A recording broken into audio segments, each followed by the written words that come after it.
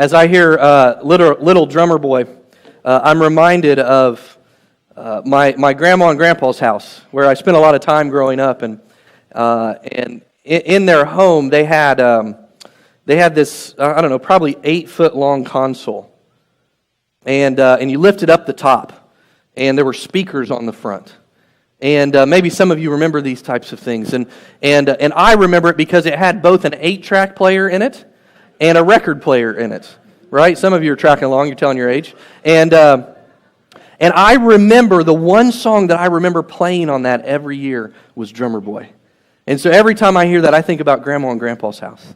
So I don't know, that's not part of my message, I just want to share that with you. And so that brings me warm and fuzzy feelings, so I love it. Merry Christmas. Thank you, JD. You brought some good feelings into my life. I appreciate it. Well, welcome. We're so glad that you're here. I think I failed to introduce myself. For those of you that may be new, my name's Tim. I'm the lead pastor here. The young lady that was with me is my wife, Consuela. And we're so glad. Yeah, of course. Yeah. Uh-huh. So we're so glad that you're here worshiping with us today. And today brings us to week 2 of our series called Más. And as I explained last week, Más, it's this Spanish word, it means more. And I think it's kind of cool that when you put a Spanish word, Más, with the word Christ, you get Christmas or Christmas. And so this series, we began last week exploring this idea of more.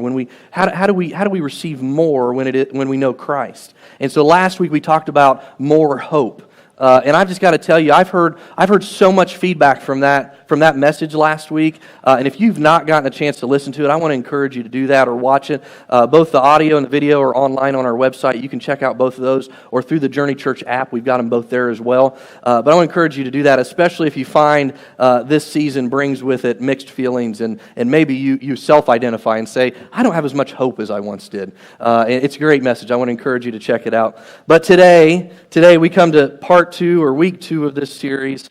And the truth is that this time of year, it brings with it all kinds of stress, doesn't it? I don't know if you feel it or not, but I know that I do, trying to find that perfect gift. Maybe you have people in your life that are just impossible to buy for, but yet every year you have to find a gift. And listen, a gift card just won't do. You have to find the perfect gift, and that can be stressful. Or maybe for you find stress when you're trying to impress your family that you only see once or twice a year. Maybe that can be stressful. You're trying to look like you've got it all together and that everything's okay, and that can be stressful for you. Or maybe the stress for you comes in trying to fit extra things into a schedule that's already jammed-packed with events.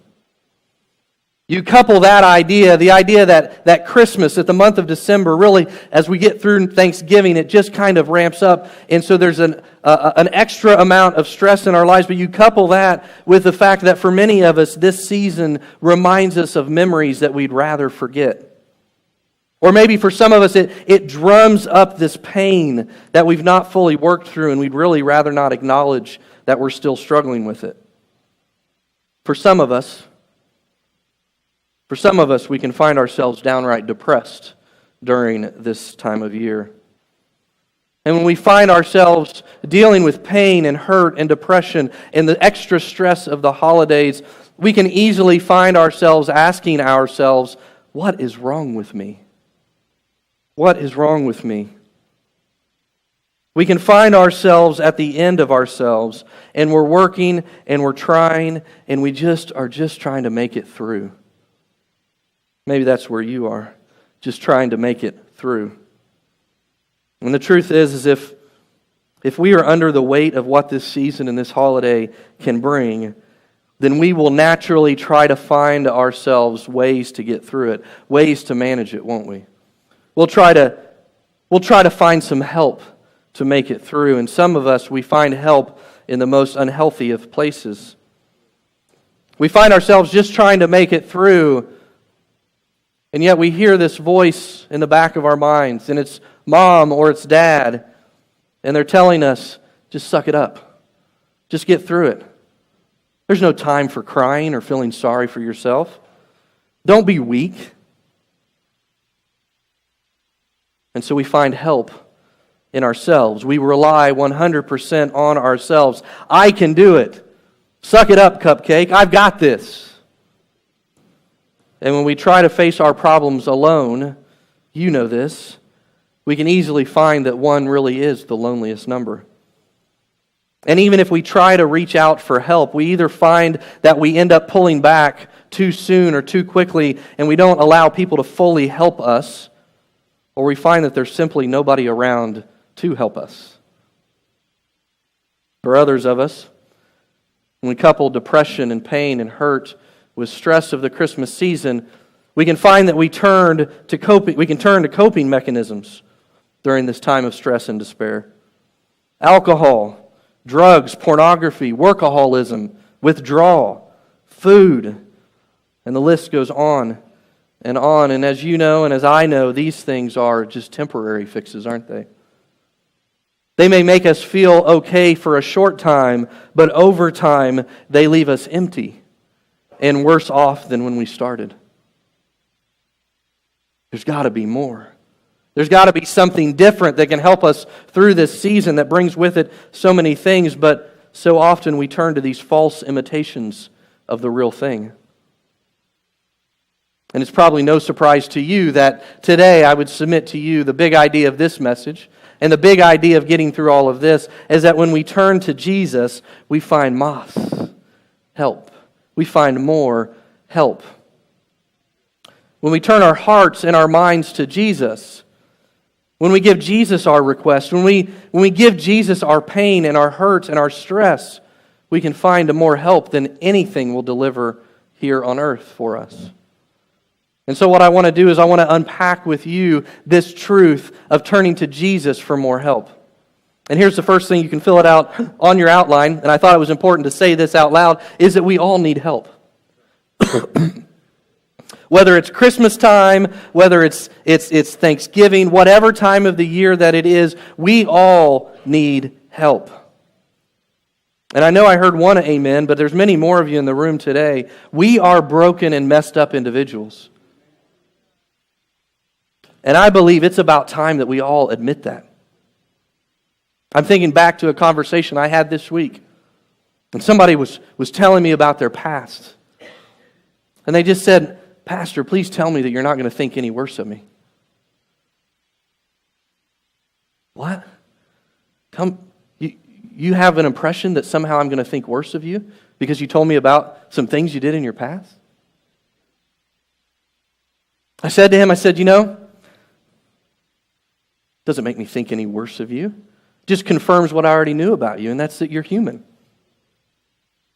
We all have things in our past. We all have stuff in our past, and somehow we begin to imagine that we can't share that with other people.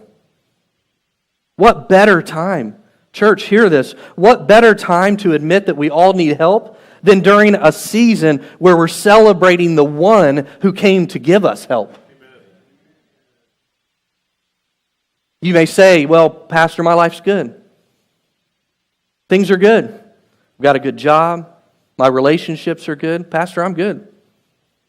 Here's a couple scriptures I just want to point out to you. If that's you or not, these are good for all of us. Romans 3:23, it says this, it says, "For all have sinned and fall short of the glory of God."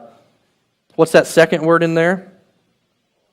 All. It doesn't say most or many or a few of us. It says all of us. That means you and that means me. We have all fallen short of God's glory. Can we admit in this place today that we all need help? That none of us are perfect. That all of us have shortcomings. All of us have sins. All of us have things that we deal with that we just can't get through on our own. For some of us, it becomes magnified during this season. The pain and the stress, that all have sinned, it just becomes greater somehow during this season. Matthew 9:4, knowing their thoughts, Jesus says this, "Why do you entertain evil thoughts in your hearts?" Now you may think that he's talking to a select group of people there, and he was. But I think that question transcends that moment in time. Because I know the condition of the human heart, as do you. What evil thoughts are you entertaining in your heart? And it doesn't just say, what evil thoughts are you thinking about? What evil thoughts are you entertaining? That goes beyond just thinking about it, doesn't it? That takes us to a place where somehow we've had an evil thought, we've had a sinful thought, but we haven't dismissed it. We've held on to it. We've taken hold of it somehow, even in a small way, and because it lingers still, it causes us to act in a way that is opposite of God's best for our lives. We've all done it. We all do it. Entertaining an evil thought, it goes beyond thinking about it. It's the level where it's there and it's staying for a while. So what evil thoughts are you entertaining? Because we all do it. We all need help. Here's the second thing I want you to write down. The truth about this is that we like to look like we have it all together. We like to look like we have it all together. And listen, like a time like never before, we are inundated with images every day of people who have it all together, aren't we? I mean, if you're not on social media, I've said it before, don't get on it. But if you're on social media, which I would imagine makes up 90% of us, if not more, but social media has put us on a trajectory to constantly be disappointed. There's not one day that passes that I can't find someone on Facebook, Instagram, or Twitter that doesn't have it all together better than me. I can easily pull up an image of a guy that has a six-pack abs. I can easily pull up an image anytime I want of somebody who runs regular marathons. I can easily pull up images of people that have $1 million in the bank. They've all got it together better than me, and for me, that drives in me this idea that I need to keep up. And listen, if I'm being honest with you, and I hope that we can be honest with one another, that I have that same tendency in my life, the tendency to only put out the impression that I've got it all together. The tendency to only put out in front of others what is put together and kept together. The idea that somehow my life isn't messy. And if the picture doesn't quite turn out right, I'll take it again. I'll take it 100 times. And then after 100 times, if it still doesn't turn out just perfectly, I won't post it. I remember when it all started for me, this idea of keeping up false images in front of others. When I was in junior high, there was this popular shoe brand that all of the popular kids were wearing. All the cool kids were wearing them. They were called Eastlands. Have we talked about this before? Eastlands. Do you remember Eastlands? Yeah.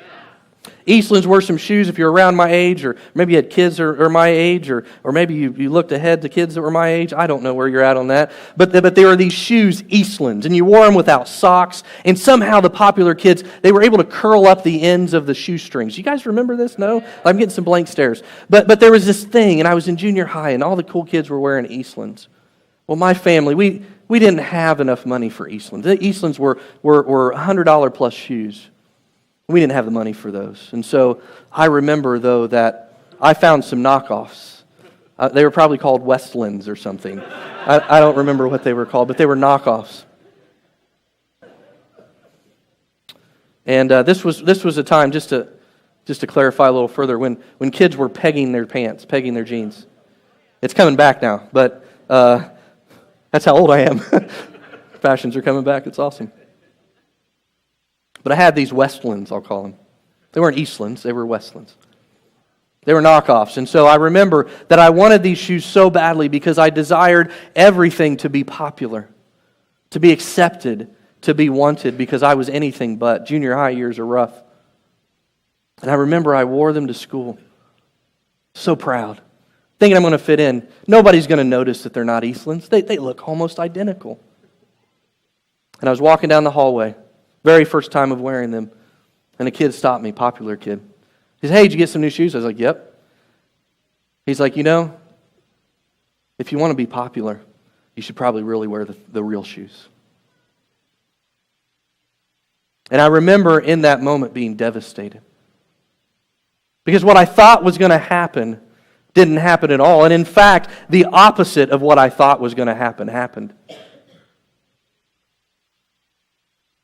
Needless to say, I didn't wear those shoes anymore. I just couldn't put them on my feet. But it ignited in me this idea, this ideal, that somehow I need to put my best foot forward. I need to always be accepted in what I wear, in what I say, and how I act. I need to look like I have it all together. Maybe you can relate to that. But that started a very long journey for me. And most days I miss it anyway. I don't even know why I try anymore. But I miss it most days. But doesn't this whole idea, it starts with one word, comparison. We find ourselves comparing ourselves to the Joneses, or to a brother or to a sister, or to somebody in our lives that we admire, and we say, man, if only I could have as much money as them, if only I could have the same house as them, if only I could. And we begin to compare what we have to theirs, and it just doesn't meet the standard. And I heard it said one time, maybe I've mentioned it here before, and that's that comparison is the thief of joy. Comparison is the thief of joy. And listen, if we could all get this one point, we would find ourselves not only in December, not only for Christmas, but throughout our whole lives being more joyous. If we would stop comparing what we have to what other people have, we would be so much happier in life. Though we get caught up in comparison, and social media has made it worse. But Christmas can make it worse. Who always hosts the Christmas dinner or the Christmas lunch? It's whoever has the biggest house, whoever can fit the most people. And oftentimes, that's not mine. Do you lack joy in your life? Who is it that you find that you're comparing yourself to? Who is it in your life that makes you think that you just simply don't measure up? Or that your spouse just doesn't measure up? Or that your kids just don't behave well enough? Or your job just doesn't pay enough? Or your house isn't big enough? Or your bank account just doesn't have enough zeros? Who is that person for you? And I just want to encourage you, stop comparing. No matter what they say or how they act, it doesn't matter. Because God has given you exactly what you need. And that's what should matter. And listen, this whole idea of having it all together, looking like we have it all together, it only gets worse in church. We do it all the time. For many of us, it's an exhausting endeavor every single Sunday. We put up a front. The one place where it should be okay to not be okay, we put up a front like we're okay.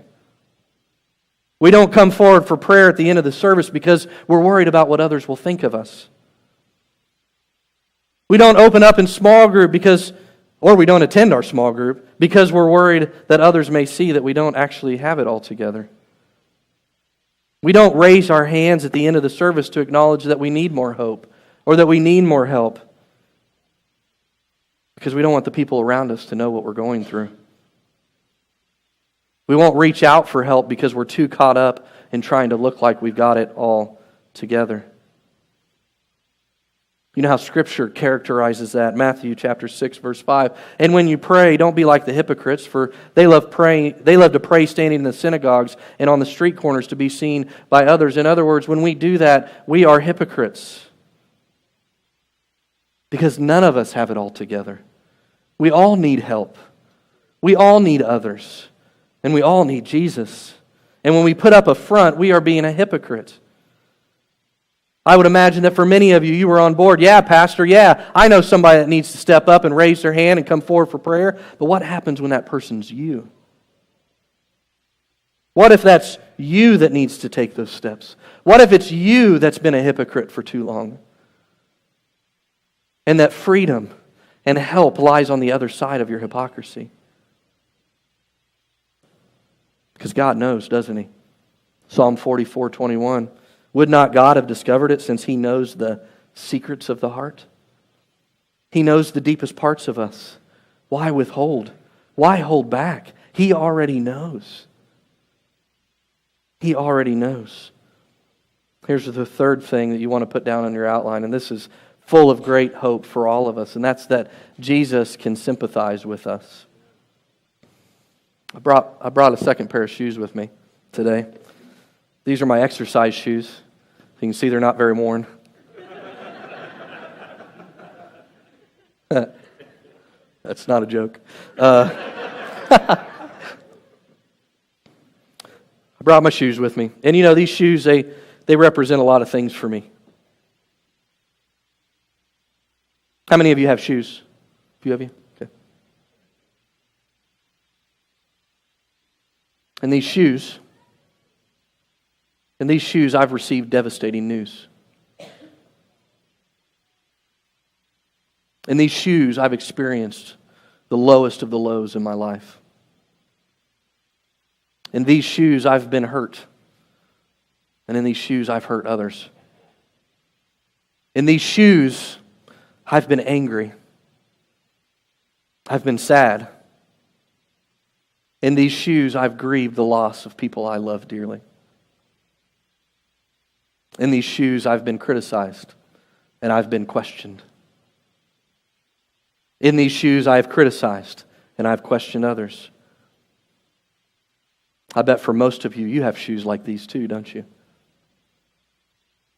And the truth is, Jesus, He didn't only walk a mile in our shoes. He walked 33 years in our shoes. You see, Jesus wept. Jesus was so mad and so angry that He flipped tables over in the synagogue. Jesus, He dealt with criticism. Jesus was tempted. Jesus was questioned. Jesus dealt with family issues. Jesus dealt with friends who He thought would be lifelong friends, but ended up being enemies. Jesus dealt with grief. You see, Jesus can sympathize with each one of us. No matter what that area of help is, no matter what that experience is inside of these shoes, Jesus can sympathize. He knows and He understands.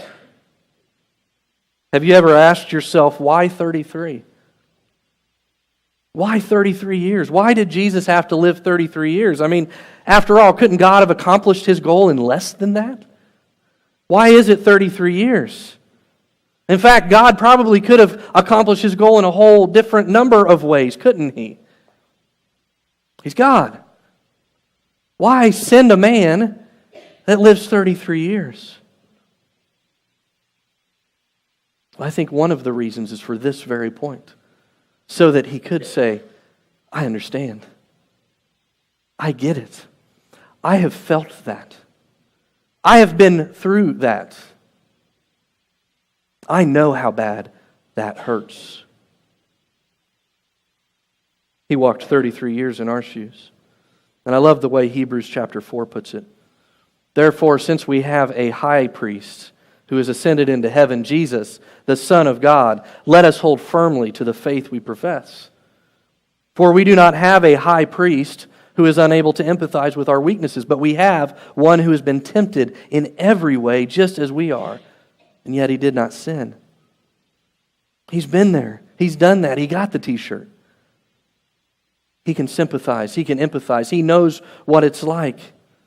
And I love that not only does He understand what it's like to be you and to be me, but He also has a reaction to that. We see it very clearly in Matthew 9. When He saw the crowds of people that were gathered around, tens of thousands of people gathered around Him, He had compassion on them. Why? Because they were harassed and helpless, like sheep without a shepherd. Jesus can sympathize. Jesus can sympathize. No matter what that stress is that you're dealing with right now, don't hold on to it. Jesus can understand it. No matter that pain, no matter that hurt, no matter the depression you find yourself in, turn to Jesus. Because here's my final point, worship team, you can come on back up. Find help in Jesus today. Find help in Jesus today. You know, I said in the beginning that many of us, we turn to other things when we find ourselves stressed out. When we find ourselves in pain, we turn to other things. But I want to encourage you to have your first reaction, the first place you turn in those moments, to be Jesus. Turn to Jesus. Find help in Jesus today. Because listen, we want to be a church where it's okay to not be okay. We just don't want you to stay that way. At the Journey Church, it's okay to not be okay. Find help in Jesus. Don't stay that way. So what's the answer? Well, 1 Peter tells us, cast our cares, our anxiety on Him. Who's got anxiety this Christmas season? Who's full of anxiety and stress? Give it to Jesus. Matthew says, come to me, all who are tired, and I'll give you rest. Who is tired in the room today? Are any of you tired? Are any of you wore out? Go to Jesus and He will give you supernatural rest. He said His burden is light. How many of you are carrying a weight today? How many of you are carrying a weight of somebody that's hurting in your family? Who's carrying the weight of a lost loved one? Who's carrying a burden today of something you know you need to do, a tough conversation that you need to have, a relationship that you need to mend? Who in here has the weight and the burden of that on their shoulders today? Give it to Jesus. Find help in Jesus. Why? Because His burden is light. Trade your burden for His. It's a great trade-off. It's a great trade-off. Hebrews chapter 4:16. Let us then approach God's throne of grace with confidence, so that we may receive mercy and find grace to help us in our time of need. If you find yourself in need today, maybe this holiday season is not one that you've been looking forward to, but one that you've been dreading. Turn to Jesus and find mercy and find grace in your time of need.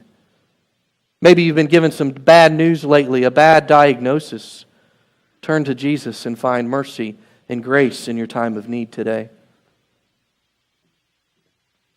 What will we say? Hebrews chapter 13, verse 6. Say it with confidence. The Lord is my helper. I will not be afraid. What can mere mortals do to me? Some of you are anxious about going back to work tomorrow. What can mere mortals do to you? Some of you are feeling anxious or afraid about that family get-together that's looming. That relative that you haven't spoken to in far too long. You just don't even want to see them because of the hurt and the pain that they've caused in your life. Turn to Jesus. What can mere mortals do to you? And you know the truth of all of the help that Jesus can provide to us. I think one of the greatest ways that He can give us help, it isn't necessarily through the answer to our problems, although answers are a good thing. I think one of the greatest answers to our cries for help is actually perspective. I think God is unusually able to give us perspective in the midst of our circumstances. Perspective.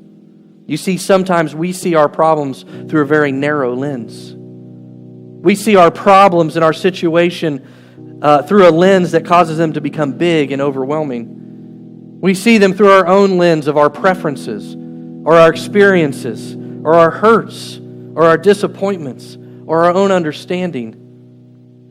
And when we see our problems through our own lens, they can seem insurmountable. But I would submit to you that there's a different lens, a perspective that only God can bring to us. The lens of the eternal Creator of the universe. And when our problems are seen through His perspective, we can find peace and hope and joy right in the middle of them. Because nothing is too big for Him. It's the Christmas season, and I love, especially during this time of year, to go back to the Old Testament. And I love to kind of read through all of the prophecies of the coming Messiah. And one of them that struck me today is found in Isaiah 9. It's not, I didn't put it in your notes, but you can jot that down. Isaiah 9, verses 6 and 7. It says, "For to us a child is born, to us a son is given, and the government will be on His shoulders. And He will be called Wonderful Counselor, Mighty God, Everlasting Father, Prince of Peace. Of the greatness of His government and peace there will be no end. He will reign on David's throne and over His kingdom, establishing and upholding it with justice and righteousness from that time on and forever. And how will it be accomplished? The zeal of the Lord Almighty will accomplish this.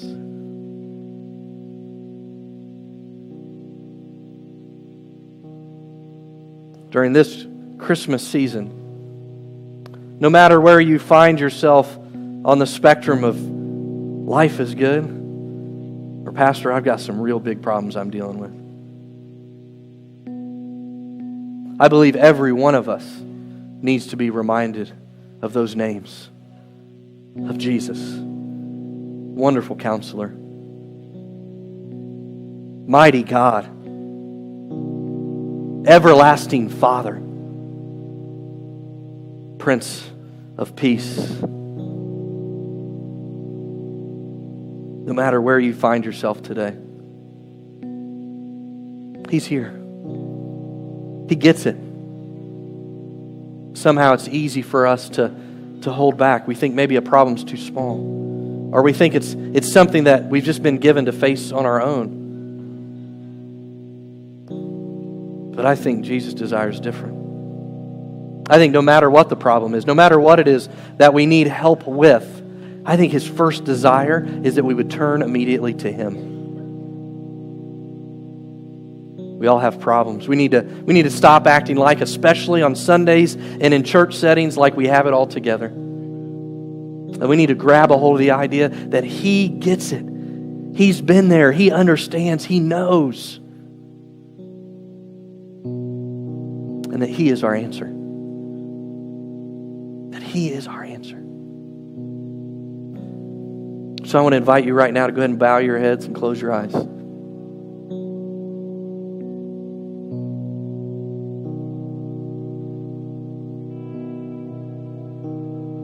And you know, it's hard to get help from someone you don't know. And so if you're a person here today and you say, you know, I don't really know Jesus. I've heard about Him. I've heard you talk about Him today and the help that He can provide to me, and man, I need that help. But I've never really begun a relationship with Him. I don't really know Him. If that's you in here today in this place, I want to give you that opportunity. What better time to say yes to Jesus than Christmas? So as every head's bowed and every eye's closed, if that's you, you want to take that step today. Say yes to Jesus. Will you just lift up your hand? I want to lead you in a short prayer and help you take that step this morning. Anywhere across the sanctuary you want to say yes to Jesus today, go ahead and lift up your hand.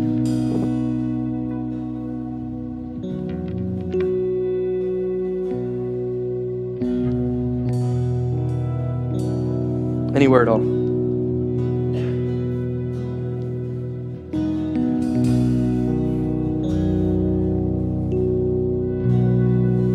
Okay, with every head still bowed and every eye closed, I just want to ask, nobody's looking around, so you don't have to act like you have it all together in this moment. But I want you to be honest. How many of you would say, right now, Pastor Tim, I need some help in my life? No matter the magnitude, big or small, you would say, yes, I need help. Just lift up your hands. Lift up your hands and say, yes, I need help in my life.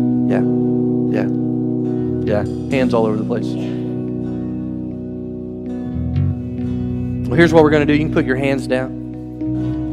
I want to ask everybody to stand up. Everybody across the room, go ahead and stand to your feet. And I want to invite our prayer teams to come forward. You know, this is something that we do a lot of Sundays, and we invite you forward to receive prayer. And you know, I was talking about how, you know, God, He can answer your prayers. He can give you perspective on your prayers. The other answer to prayer, or the answer to a cry for help, I believe that God provides for all of us, is other people.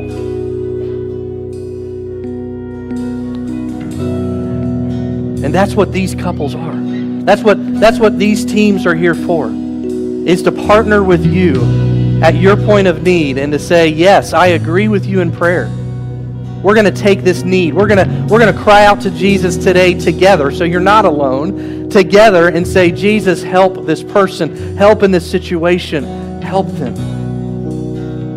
And so no matter what the need is, no matter what it is, big or small, nobody in the room is going to think anything bad of you.